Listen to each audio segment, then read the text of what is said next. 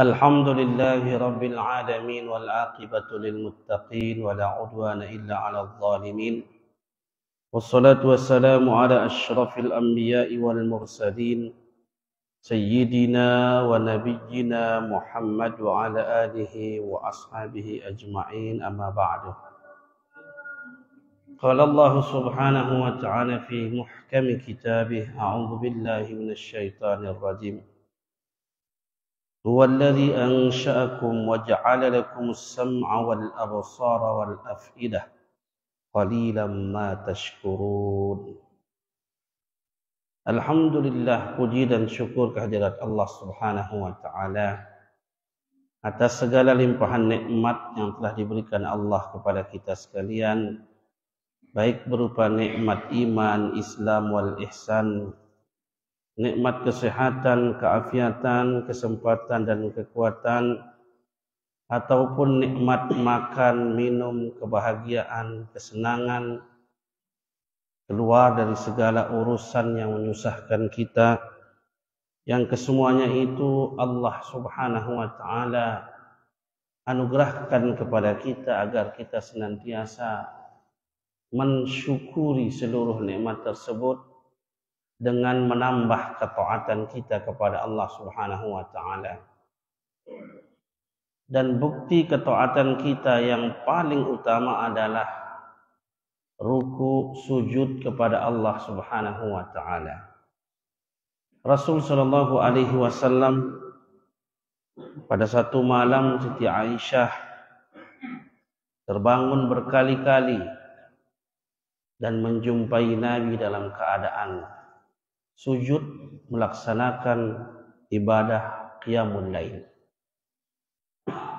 Saking seringnya Aisyah melihat Rasulullah yang seakan-akan tidak bosan-bosannya beliau melaksanakan ibadah solat, terutama solat malamnya, Aisyah mengatakan, "Ya Rasulullah, engkau sudah maksum, dosamu diampuni oleh Allah Subhanahu wa taala. Tapi bagaimana engkau senantiasa melakukan solat? Hampir malam-malam kau habiskan dengan solat." Maka Rasulullah sallallahu alaihi wasallam menjawab, "Afala uhibbu an akuna 'abdan syakura."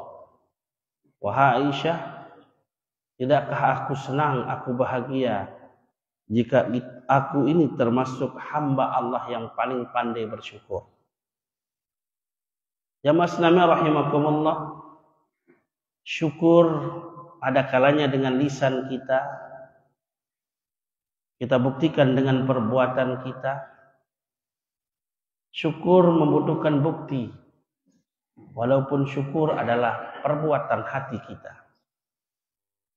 Tapi ibadah zahiriyah kita akan membuktikan apa yang ada di dalam hati dan perasaan kita. Walaupun seperti itu, Allah Subhanahu wa taala mengingatkan kita dalam salah satu firman-Nya, "Huwallazi ansha'akum wa ja'ala lakumus sam'a wal absara wal afidah qalilan ma tashkurun." Dialah Allah Subhanahu wa taala yang menciptakan kalian dan membuatkan buat kalian pendengaran, penglihatan, dan fikiran, perasaan. Sedikit di antara kalian yang bersyukur. Allah mengingatkan kita bahwa ternyata syukur itu berat. Dapat kita lihat dari kata qalilan ma tashkurun, sedikit yang bersyukur atas nikmat yang diberikan Allah kepada kita. Padahal Allah Subhanahu wa taala sudah memberikan fasilitas kepada kita. Pertama, hidup. Kedua, sehat wal afiat. Kaki kita kuat berjalan. Pendengaran kita masih terang. Penglihatan kita masih jelas. pikiran dan perasaan kita masih normal dan bagus, bahkan kita termasuk orang-orang yang cerdas. Tapi terkadang alasan-alasan sepele dalam kehidupan kita membuat kita tidak menunjukkan kesyukuran itu kepada Allah Subhanahu wa taala. Terkadang kita ada diberi ujian oleh Allah sekedar sakit kepala, sekedar keseleo, tapi kita jadikan sebagai alasan untuk tidak berjamaah, bahkan na'udzubillah tidak melaksanakan ibadah sholat karena sakit. Kelak Allah Subhanahu wa taala akan berhujjah dengan 4 hambanya yang soleh terhadap 4 jenis manusia yang senantiasa menggunakan alasan untuk tidak mensyukuri nikmat Allah, tidak mau beribadah. Orang-orang yang kelak di yaumil qiyamah tidak beribadah di dunia dengan alasan sakit, maka Allah Subhanahu wa taala berhujjah membantah orang itu. Jika Allah bertanya, kenapa kalian tidak beribadah dulu di dunia? Lalu dia jawab, Engkau maha tahu ya Allah, aku sakit ketika itu. Lalu Allah akan mengatakan, aku sudah menguji hambaku Ayub dengan penyakit yang tidak pernah aku berikan sebelum Ayub dan sesudah Ayub. Tapi hambaku Ayub senantiasa beribadah. Mana lebih sakit? Penyakitmu atau penyakit Ayub? Jadi kelak kita tidak bisa menjawab hujahnya Allah ketika kita beralasan sakit sehingga kita tidak beribadah. Karena Allah sudah memberikan ujian sakit yang tidak ada bandingnya kepada Nabi Allah Ayub alaihissalam. Namun Ayub senantiasa melaksanakan ibadah. Ayub adalah hamba Allah yang soleh dan paling pandai bersyukur pada masa itu. Bahkan Allah sangat takjub dan senantiasa memberitahukan kepada para malaikat, saksikanlah hambaku Ayub.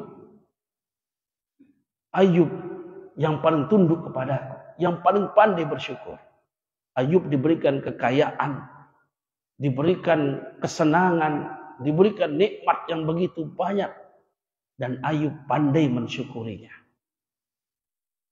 Iblis mengatakan kepada Allah ketika itu, karena engkau berikan segalanya ya Allah, makanya dia seperti itu solehnya, seperti itu baiknya, seperti itu taatnya. Coba kau kurangi pemberianmu. Ambil kekayaannya, kita lihat. Maka Allah mengambil kekayaan Ayub, didatangkan musibah seketika, seluruh kebunnya, seluruh ternaknya, seluruh kekayaannya habis. Tidak ada bermanfaat. Tapi Ayub hanya mengatakan, Inna lillahi wa inna ilaihi raji'un. Tentu maknanya seperti itu jamaah. Karena lafaz inna lillahi wa inna ilaihi raji'un itu ayat Al-Quran. Beda dengan ketika di zaman Nabi Ayub. Maknanya Ayub sadar betul bahwasanya ini datangnya dari Allah. Dan Allah berhak mengambilnya kapan saja. Milik Allah kembali kepada Allah. Ayub kembali menjadi hamba Allah yang taat. Mensyukuri nikmat yang masih diberikan oleh Allah. Allah katakan, wahai iblis, lihat. Kau bilang karena kekayaan yang banyak, karena anugerah yang banyak, Ayub itu bersyukur kepadaku. Lalu kalau aku ambil dia akan berhenti bersyukur, berhenti taat. Ternyata Ayub senantiasa menambah ketaatannya. Dia tambah sadar bahwa apa yang dia miliki bukan milik sejatinya. Ketika Allah mengambilnya, dia ikhlaskan kembali kepada Allah dan dia tunjukkan kembali kesyukurannya sebagai hamba. Ya Allah, katanya iblis itu, anak-anaknya masih banyak. Masih banyak yang menolong dia. Kau miskinkan dia, tapi anak-anaknya masih kaya raya. Coba kau ambil anaknya semuanya. Anak-anaknya masih sebagai qurratu ainnya, yang masih menyenangkan dalam hidupnya. Baik, kata Allah Subhanahu wa taala, lalu Allah mematikan seluruh anak Nabi Ayub dalam satu musibah. Nabi Ayub kembali menyadari bahwasanya semua datangnya dari Allah dan kembali kepada Allah. Nabi Ayub kembali menunjukkan kesyukurannya.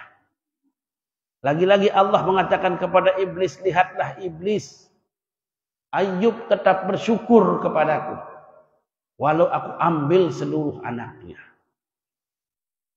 Ya Allah, hartanya kau ambil, anaknya kau ambil, tapi dia masih sehat. Dia masih bisa kemana-mana. Coba kau ambil sehatnya. Mungkinkah dia masih bersyukur kepadamu? Subhanallah. Allah Subhanahu wa taala memberikan penyakit kepada Ayub alaihi salam dengan penyakit yang tidak pernah diderita orang sebelumnya.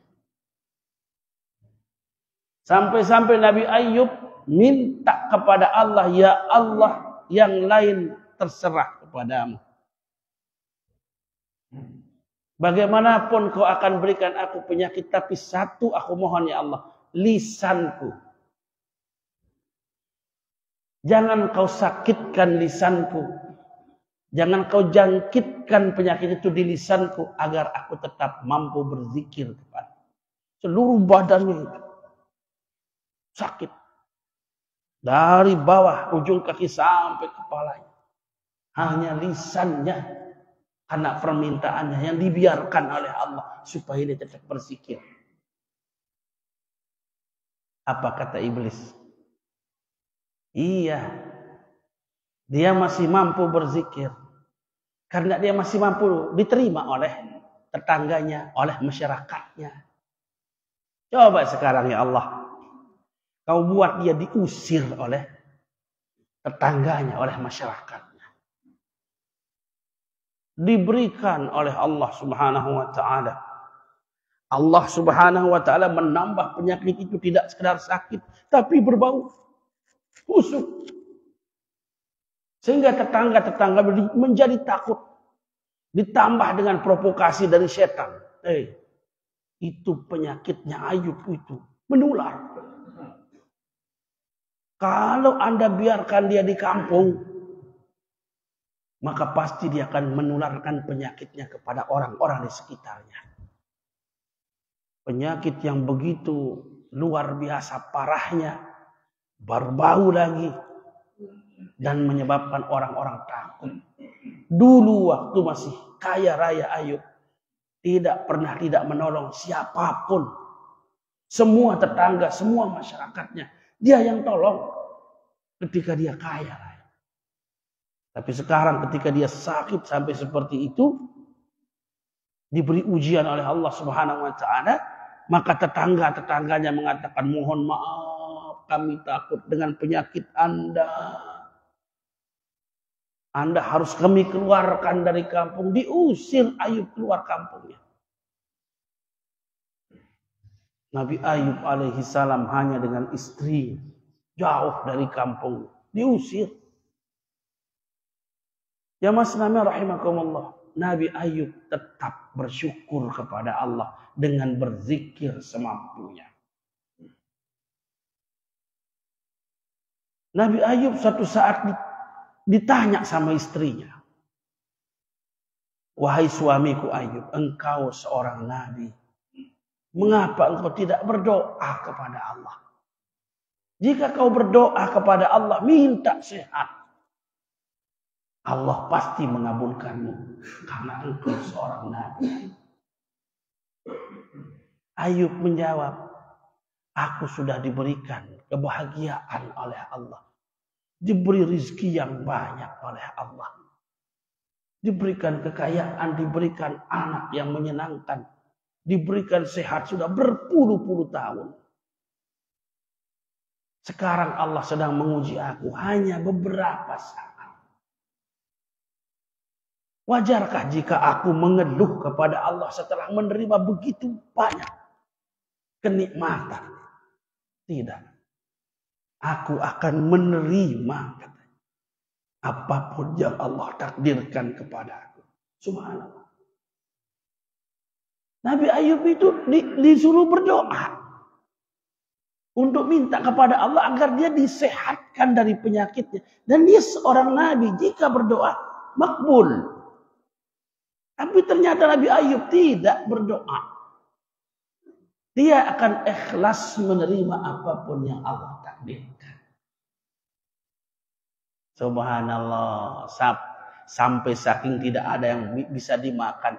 Istrinya itu. Istrinya. Rahmah nama istrinya Nabi Ayub. Nabi-nabi itu bapak-bapak diberikan istri yang cantik-cantik sama Allah. Ketika zaman Nabi Ayub, istri Nabi Ayub itu paling cantik. Rambut istrinya itu rambut terindah pada saat itu untuk seluruh manusia. Rambut terindah. Dia pergi keluar karena suaminya sakit, terusir di luar kampung, cari nafkah. Sampai di kota, ada masalah. Putri raja kepingin rambutnya. Dia tertarik sekali sama rambut itu. Dan dia minta untuk dibeli rambut itu. Karena memang istrinya Nabi Ayub butuh uang. Dijual rambutnya ibu. Dijual rambutnya. Dipotong rambutnya lalu dijual. Diberikan kepada putri raja. Itu yang dia pakai untuk menafkahi suaminya sakit. Nabi Ayub melihat keindahan, kecantikan istrinya berkurang dengan dipotong rambutnya itu, dijualnya itu. Marah Nabi Ayub. Dan Nabi Ayub mengatakan, kalau aku sehat nanti diberikan oleh Allah kesehatan, aku akan memukulmu 100 kali. Karena dia memotong rambutnya itu. Jadi ibu-ibu, kecantikan ibu-ibu itu untuk suami ibu-ibu. Bukankah Rasulullah katakan satu di antara tanda mar'atun solehah itu iza nazartaha sarratka. Jika engkau memandangnya, dia membahagiakanmu. Jadi Nabi Ayub itu sangat senang melihat rambut istrinya yang indah itu. Jadi ibu-ibu kalau tetap cantik, tetap bersih, tetap menyenangkan suami, pahalanya besar, Bu. Dan itu tanda daripada mar'atun solehah. Sampai ditakdirkan oleh Allah Subhanahu wa taala, cukup sudah Allah menguji Nabi Ayub dan memberikan beliau sehat walafiat. Lalu Nabi Ayub ingat kepada janjinya, bahwa dia berjanji kalau saya sehat nanti saya akan pukul kamu 100 kali. Antara mau memukul istrinya dengan sayang kepada istrinya. Nabi Ayub mikir, bagaimana ini? Saya harus memukul istri saya 100 kali. Itu janji. Dan sekarang dia sehat. Tapi kalau dipukul istrinya 100 kali, bagaimana istri yang paling dia sayang mau dia pukul? Berat. Berpikirlah dia. Bagaimana ini? Akhirnya dia dapat satu cara bahwa apa yang dia janjikan akan terlaksana tapi tidak menyakiti istrinya. Lalu dia ambil semacam lidi dari korma itu. Dia ambil. Dikumpulkan 100 biji. Kemudian diikat yang 100 itu. Lalu dipukul istrinya sekali. Dan selesai. 100 kali pukulan. Ada helah namanya di dalam fikih. Ketika kita berjanji seperti itu harus dilaksanakan. Karena itu bisa menjadi sumpah. Janji biasa saja. Al-wa'du dainun. Apalagi kita pakai menyebut nama Allah di dalam kita berjanji sebagai satu sumpah. Dalam fikih jamaah. Sumpah itu tidak masalah dilanggar. Yang dilarang sumpah palsu. Melanggar sumpah boleh? Boleh. Seperti tadi. Abu Bakar itu kalau marah itu dia bersumpah tidak mau makan. Kalau tidak makan kan bahaya lagi. Kalau makan dilanggar jadinya sumpahnya. Tidak makan bisa mati. Nah maka sumpah-sumpah seperti ini langgar. Wajib bayar kifarat. Kifarat sumpah namanya. Kita pernah bilang bahwasanya kalau begini, wallahi saya akan begini. Atau kalau begitu, wallahi saya tidak akan begitu. Itu sumpah. Lalu kita sekarang mau melanggarnya. Bayar kifarat. Sama seperti zaman-zaman dulu, zaman-zaman orang muda-muda saling setia gitu. Bersumpah dengan pasangannya. Tidak akan menikah dengan orang lain. Pakai wallahi lagi. Ya tiba-tiba Allah mentakdirkan jodohnya lain. Bagaimana ini? Kita sudah bersumpah katanya. Bayar kifarat. Kalau Anda mampu membeli budak, beli budak. Tapi budak tidak ada sekarang. Bagaimana? Beri makan 10 orang miskin. Atau belikan pakaian 10 orang miskin. Kalau makanan lebih murah jadinya. Nanti kalau kita hanya memberikan makanan untuk sehari itu bagi 1 orang miskin. Paling itu hanya bisa 1 kilo cukup dia 1 orang. Kalau pakaian ada mending tuh. Mungkin 150.000 lah pakaian. Pakaian yang menutup aurat yang layak untuk dipakai. 10 orang. Setelah itu silahkan langgar sumpah.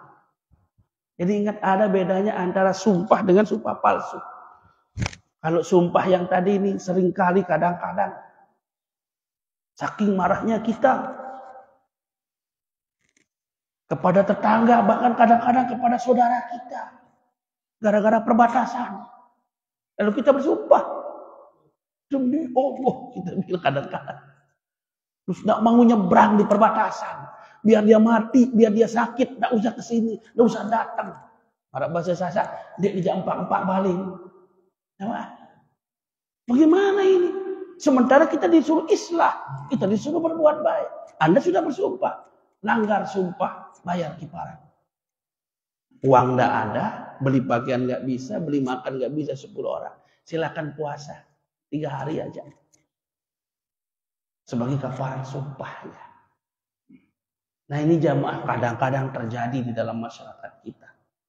Sengaja maupun tidak sengaja karena emosi. Kadang-kadang kita sampai mengucapkan sumpah dengan wallahi wa billahi wa tallahi.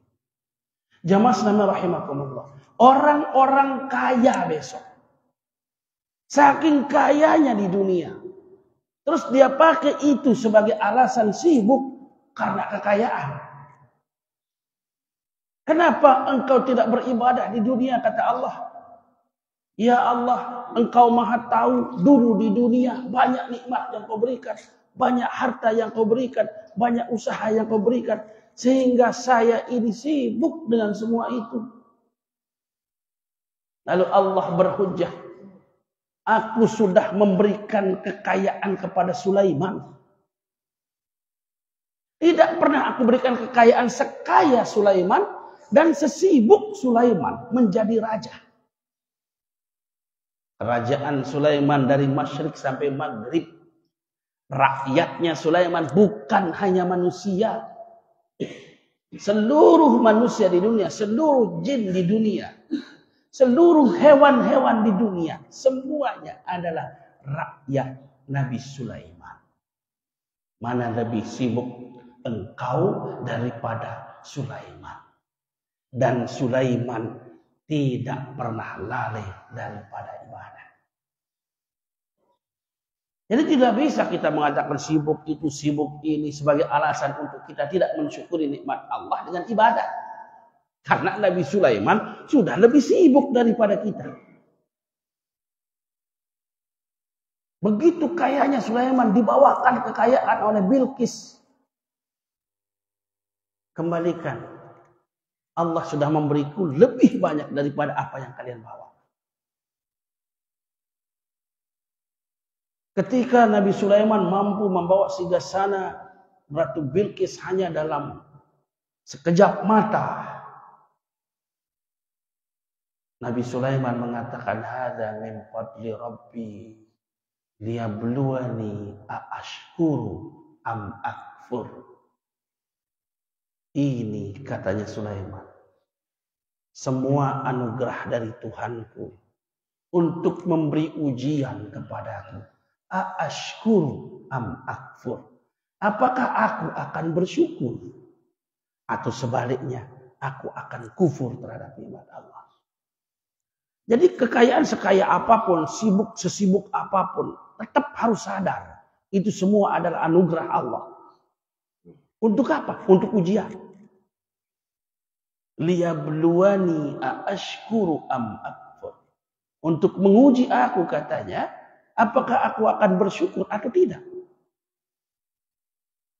Maka jamaah sekalian rahimakumullah, sesibuk apapun yang belum sami, masalah ibadah tetap kewajiban.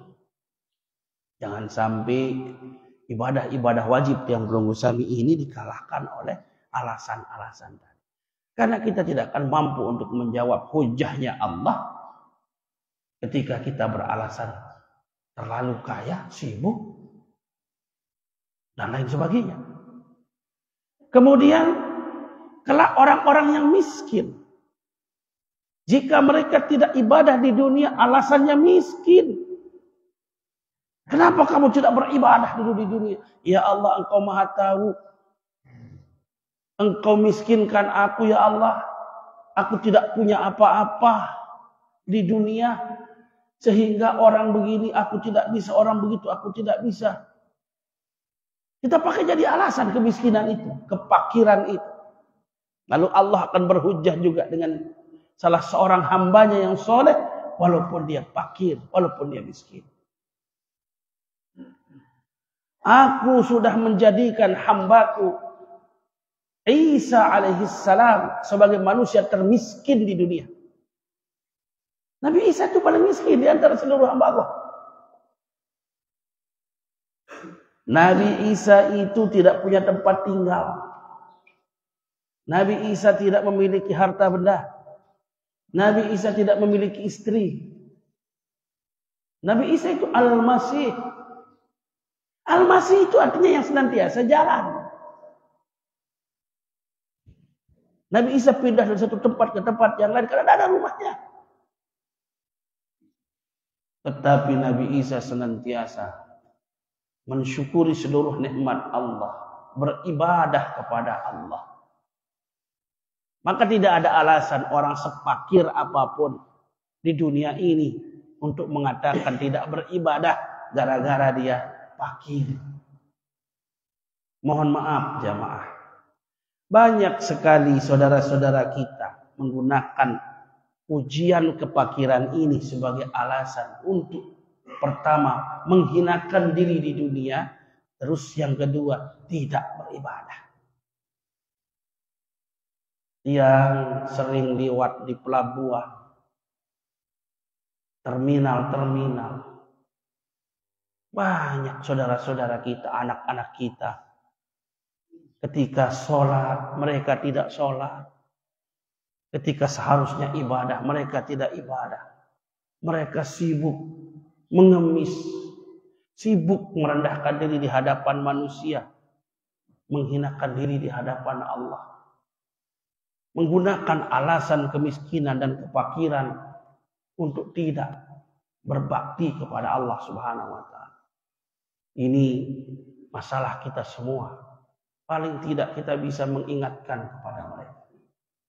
Tapi mohon maaf jamaah yang sering mengingatkan tapi sulit karena itu menjadi penyakit. Kadang-kadang di pelabuhan belum subuh anak-anak sudah pada bernyanyi minta uang. Sampai kita selesai sholat mereka tidak sholat. Kita ingatkan mereka. Tapi sekali kita ingatkan, kita bertemu hanya sekali. Entah kapan lagi dengan mereka kita bertemu. Ini menjadi perhatian juga kepada pemerintah kita bagaimana supaya saudara-saudara kita yang sekali lagi menggunakan alasan kefakiran ini untuk mengambil langkah menghinakan diri. Jangan sekali-kali kita memulai untuk meminta kepada manusia. Kata Nabi, jika engkau ingin menjadi seorang hamba, maka engkau memulai meminta. Tapi jika engkau ingin menjadi seorang sayyid, seorang yang dilayani, maka engkau memulai untuk memberi. Berilah kepada setiap orang yang butuh untuk diberi, maka engkau akan menjadi sayyidnya. Tapi mintalah kepada orang di mana saja kamu mau minta, maka engkau akan menjadi budaknya. Jika kita memulai untuk meminta pada manusia, maka kita sudah membuka jalan kita menjadi budak. Tapi jika kita memulai untuk memberi kepada manusia, maka itu jalan untuk kita menjadi sayyid buat mereka. Nah, oleh karena itu jamaah, mensyukuri itu sungguh satu kewajiban. Syukur dibandingkan dengan sabar. Sabar akan datang hanya satu kali dalam satu momen di kehidupan kita. Tapi syukur setiap kita bangun, sudah mulai syukur. Pagi kita sarapan, syukur lagi. Kita berjalan lagi, kita masih sehat, syukur lagi. Seminggu, 2 minggu baru kita flu, pilek sedikit, baru sabar. Itu pun kadang-kadang banyak di antara kita diberi sehat walafiat, nikmat yang banyak, berminggu-minggu, berbulan-bulan, bertahun-tahun. Itu syukur semua isinya. Tapi kadang-kadang kita lupa mensyukuri. Begitu banyak nikmat yang diberikan oleh Allah, kita lupakan dengan sedikit ujian yang diberikan oleh Allah. Seperti katanya Ayub tadi, dia sudah hidup berpuluh-puluh tahun dalam keadaan sehat, dalam keadaan kaya. Diberi ujian sekarang. Mungkin kayak tadi, jatuh dari kendaraan, keseleo kan itu. Sudah. Kita sudah tidak mau lagi untuk menunjukkan kesyukuran kita kepada Allah Subhanahu wa taala dengan taat menggunakan alasan ujian yang sedikit tadi. Ini menjadi satu hal yang mesti yang perlu kami perhatikan dalam kehidupan ini. Kenapa? La in syakartum la azidannakum wa la in kafartum inna adzabi lasyadid. Jika kalian mensyukuri, pasti aku akan tambah nikmatku kepada kalian. Tapi ingat, jika kalian kufur terhadap nikmat itu, azabku amat sangat pedih. Diberi hidup, gunakan hidup untuk ibadah. Diberi sehat, gunakan sehat untuk ibadah. Diberi harta, gunakan harta untuk ibadah. Diberi anak, gunakan anak itu untuk menjadi ibadah. Jadi semua pemberian Allah ini adalah anugerah. Liyabluwani aashkuru am akfur. Mohon maaf jamaah. Ini kadang-kadang kita diberi oleh Allah banyak rezeki. Yang punya pohon rambutan misalnya. Pohon rambutannya berbuah. Tapi karena dia orang berkelas, buah rambutan itu tidak diperhatikan, bahkan dibiarkan. Tidak disodakohkan, tidak dikonsumsi, tapi dibiarkan sampai rusak. Jatuh di jalan-jalan, rusak semuanya. Siapa yang beri? Allah yang beri kita. Untuk apa itu? Supaya kita bersyukur kepada Allah Subhanahu wa taala. Bagaimana bersyukur ketika kita diberikan harta? Nafkahkan di jalan yang benar. Kalau Allah memberikan Anda buah-buahan, lalu Anda biarkan itu busuk, rusak, Allah pasti marah. Hal sedikit, sederhana, tapi kita tidak pandai mensyukurinya. Kita biarkan dia terbuang, rusak seperti itu. Padahal Allah ingin kita mendapatkan kebaikan. Anda mungkin tidak level mungkin. Hanya sebagai hiasan mungkin. Silakan suruh orang lain untuk memetiknya. Berikan. Kalau bisa Anda petikkan, kemudian bagikan. Bukankah itu pertama syukur atas nikmat yang diberikan Allah. Yang kedua, bersyukur bersama dengan orang lain dengan menafkahkannya. Itu akan menambah kebaikan yang diberikan Allah. Ingat.